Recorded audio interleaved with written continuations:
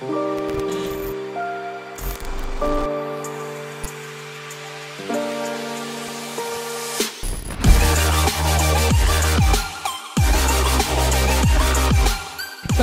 hi again. Most of you already saw me during the panel session. I'm Shahane, I'm from Philip Morris, and I will talk about enterprise data science. But first, let me tell you a bit about myself. I graduated from American University of Armenia, computer science, both bachelor and master's. And my first experience in data science was at UCOM in telecommunication industry. Then I worked in a medical industry for a short period of time. And now it's a year that I'm working for PMI. I also teach. I started teaching at AUA, then ISTC, Armenian Code Academy, and I'm currently teaching at Yerevan State University. Also, it's really important for me to always find time for my hobbies and things that I love doing besides work. My main hobbies are music, cooking, and sports, especially hiking. And of course, since we are all in quarantine, it's cooking mainly right now. Data science, as I also mentioned earlier during the panel session, it wasn't the first thing that I tried as a career, but this field actually is really engaging for me. Firstly, because it allows you to work in different industries, and so you are able to not just apply your skills, your data science skills, to solve problems from different areas, but to also learn new things about these industries every day, which makes you a versatile, developed person.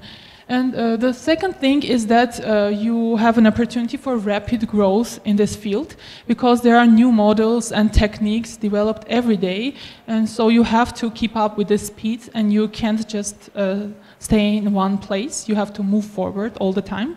And this is important for me because I believe in lifelong learning.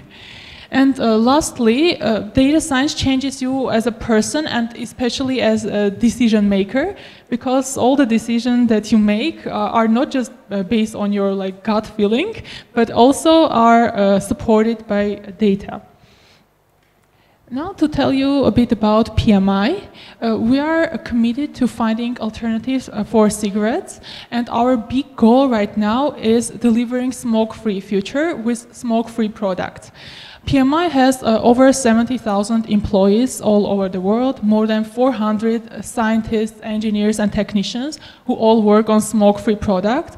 But of course, the real numbers are much higher, but big and international companies usually don't disclose the exact number of the employees, especially the scientists, because of competition.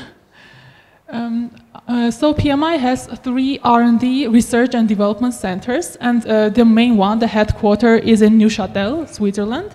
It's called Cube, and you can see it in the picture. It has a really beautiful view, by the way. And also, one of the other 2 is here in Armenia, in Yerevan, and the primary focus of these R&D centers are data science, material science, and technologies. And all employees here work on smoke-free products.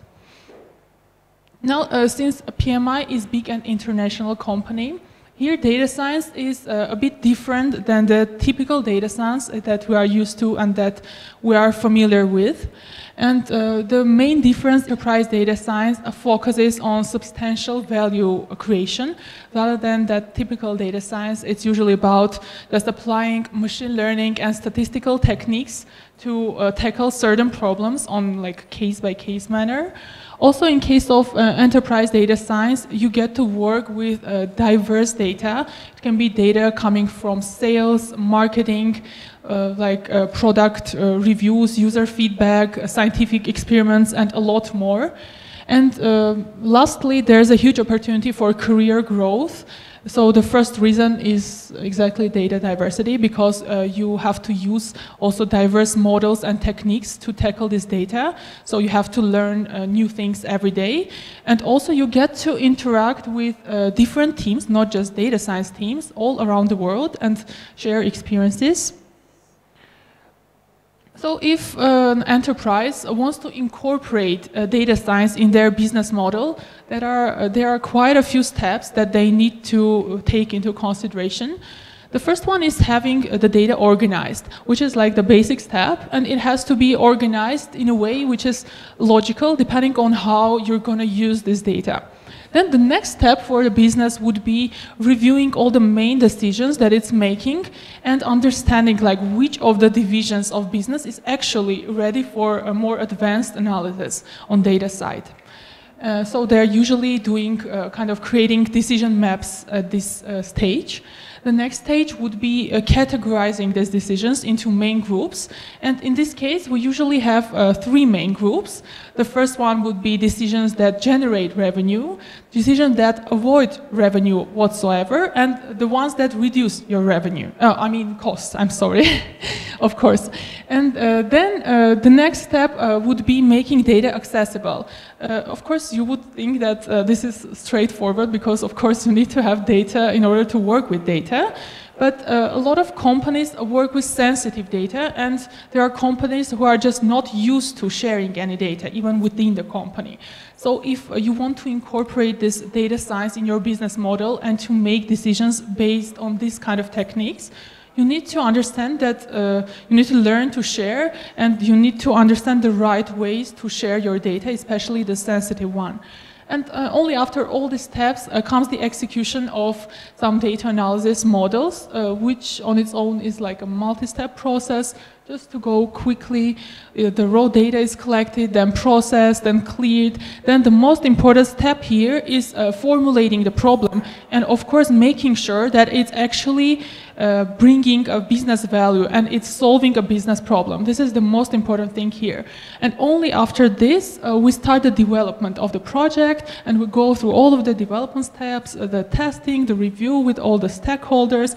And then once we have the ready product, it goes out into the real world in one way or another, maybe some internal value or external value, depending on what you're working on. So as I said, as an enterprise, we work with different kinds of data, and the models that we work on range from prediction and classification, simple models, to time series analysis, image processing, big data processing, and a lot more. I wanted to give, maybe not too low level, but a couple of use cases from our company experience. The first one would be, we have different research scientists who work on the development of our products and on product-related research, and they deal with scientific papers on a daily basis. And this is a lot of information to process, and it's not an easy task. So data scientists, we apply text analysis techniques on this paper in order to, first of all, understand how relevant this paper would be for the research, and then to also extract knowledge from these papers. So this would be one use case. And this kind of cooperation can, of course, reduce a lot of time and money and also people resources. The next example I'd like to give is market behavioral analysis. So we get a lot of this sort of data related to behavior of our products in different markets, which is sales, marketing, and user feedback, and more different kinds of data. And we use this data in order to perform market behavior analysis, which can involve prediction models, time series analysis, and also text analysis in this case as well. So to move forward, when we have this much data and this kind of variety, we need to figure out the best ways to store it and to work with this data. And that's when the concept of a data lake comes in. It's basically a centralized place, the repository, which allows you to store your data at any scale. And it's especially important for big companies because of their focus on CI/CD principles, continuous integration and continuous development, where this reproducibility and industrialization is very important. And actually here at PMI, we have renamed data lake to be called data ocean, so that it better represents how diverse and big the data that we work with actually is.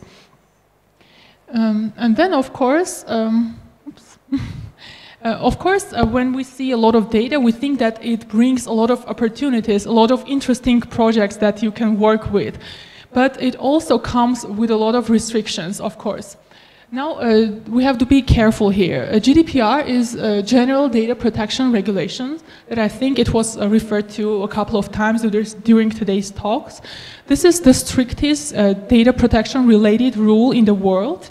It's actually passed by European Union, but it applies to everyone who has to do anything with anyone living in European Union. So basically, almost all